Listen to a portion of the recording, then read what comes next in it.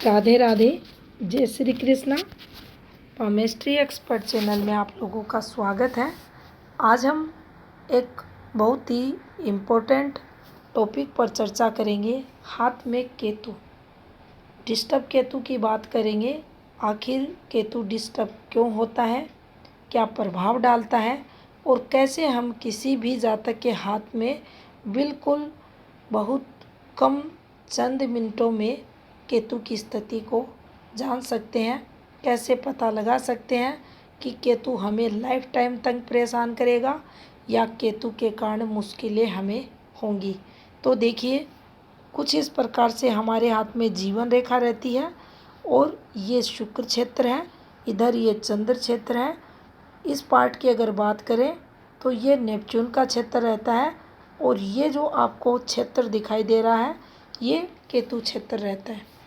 अब आप देखेंगे बहुत सारे हाथों में, ज़्यादातर हाथों की अगर चर्चा करें तो ये जो केतु का क्षेत्र रहता है ये इधर या इधर आपको थोड़ा शिफ्टेड मिलेगा।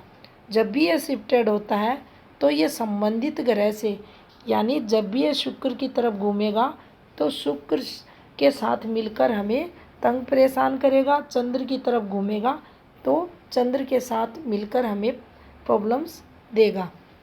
तो स्वयं स्थान पर जब शुक्र का केतु का क्षेत्र नहीं रहता तो हमें प्रॉब्लम्स होती है।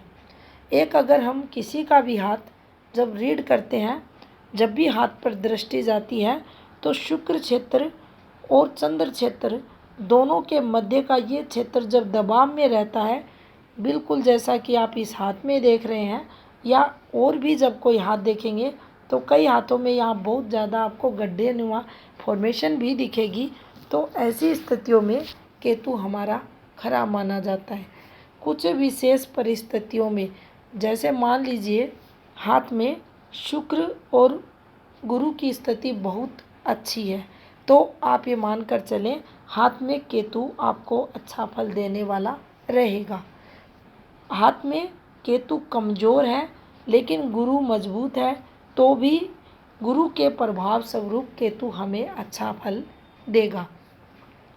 अगर इनके अलावा हाथ में केतु डिस्टर्ब है बहुत ज़्यादा, संबंधित ग्रहों के साथ ये प्रभाव में आ रहा है, या मान लीजिए केतु मूल रूप से ये स्वयं स्थान पर डिस्टर्ब हो रहा है, उस स्थिति में हमें ये तंग परेशान करने वाला होता है। और हम किसी भी जातक का हाथ देखकर चंद मिनटों में ये बता देते हैं कि केतु के कारण जातक का जो जन्म के बाद का समय है यानी बचपन है, संघर्ष में रहेगा, ओल्ड एज संघर्ष में रहेगी।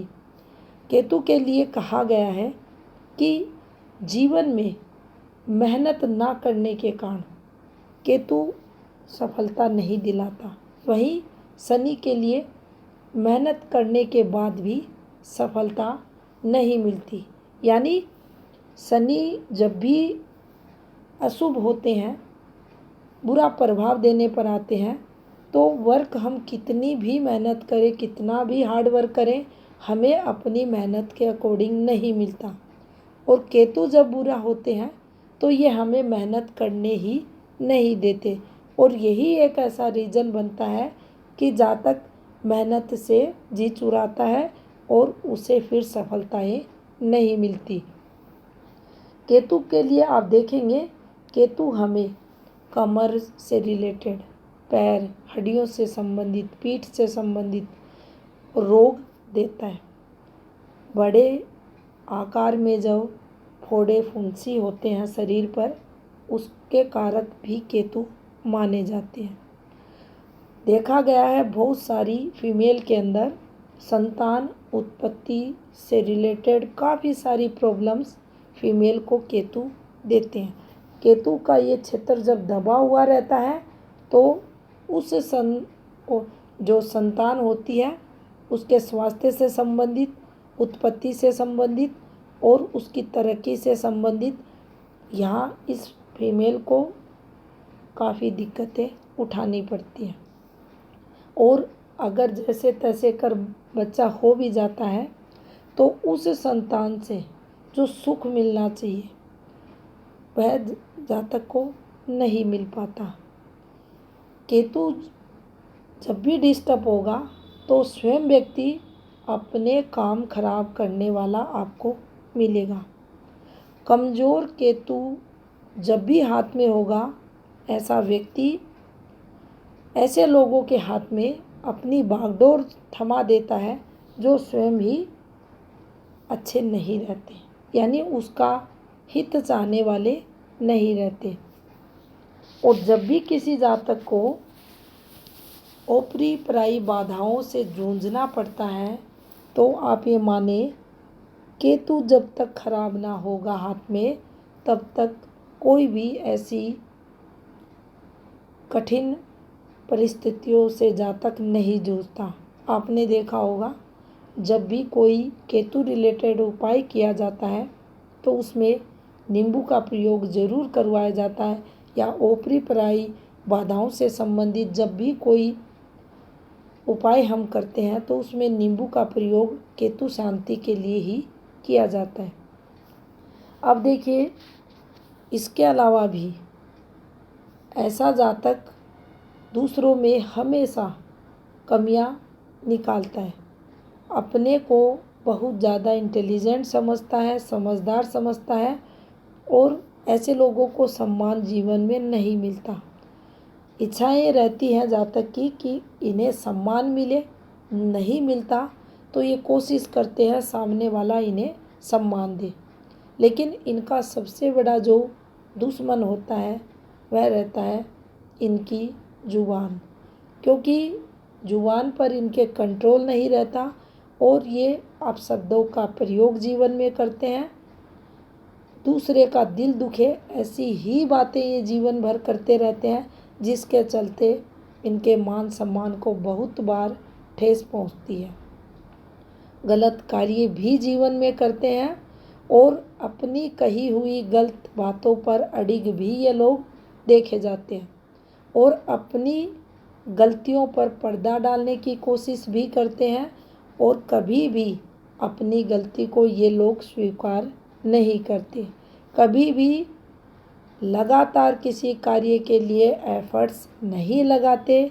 एक कार्य करेंगे और उसको छोड़ देंगे बीच में ही और फिर किसी दूसरे काम में हाथ डालेंगे, फिर तीसरे में। ऐसे करते हुए इनका जीवन पूरा निकल जाता है और इन्हें सफलता भी जीवन में नहीं मिलती।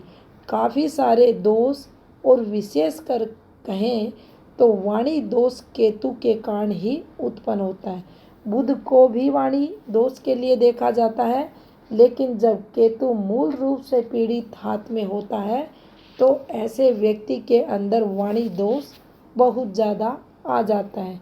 और जब भी हाथ में शुक्र और गुरु दोनों की स्थिति अगर कमज़ोर हो जाती है तो ऐसा व्यक्ति दूसरों पर तंज कसने वाला आपको मिलता है। ऐसी स्थिति में जातक को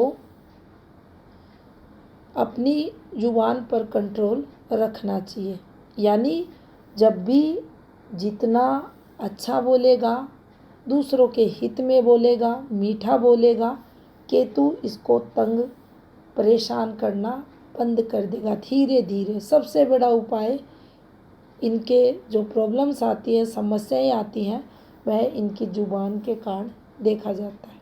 सेकंड उपाय के तौर पर जिन लोगों के हाथ में केतु कमज़ोर हो, डिस्टर्ब हो, उनको प्रयास करना चाहिए कि हार्ड वर्क करना, अधिक से अधिक इन्हें अपनी हैबिट बनाना चाहिए।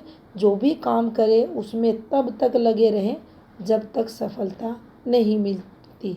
ये उपाय वैसे ही काम करता है जैसे सूर्य रेखा काम करती है। सूर्य रेखा हाथ में है, सूर्य रेखा को स्ट्रॉन्ग बनाना है। कमज़ोर सूर्य रेखा है तो हमें तब तक एफर्ट्स लगाने चाहिए जब तक हमें सफलताएं नहीं मिलती। इसके अलावा भी हम बड़ों का आदर कर कर, अच्छी वाणी का ज़्यादा से ज़्यादा जीवन में प्रयोग कर कर अपने केतु को मजबूत कर सकते हैं। कान में सोना पहनने से भी केतु ग्रह की शांति देखी जाती है। और 43 दिन अगर हम लगातार किसी भी धार्मिक स्थान पर केले का अगर दान करते हैं तो भी हमारे अशुभ केतु से हमें शुभ फल प्राप्त होते हैं। तो ये थी जानकारी हाथ में केतु ग्रह की अशुभ स्थिति से संबंधित। धन्यवाद।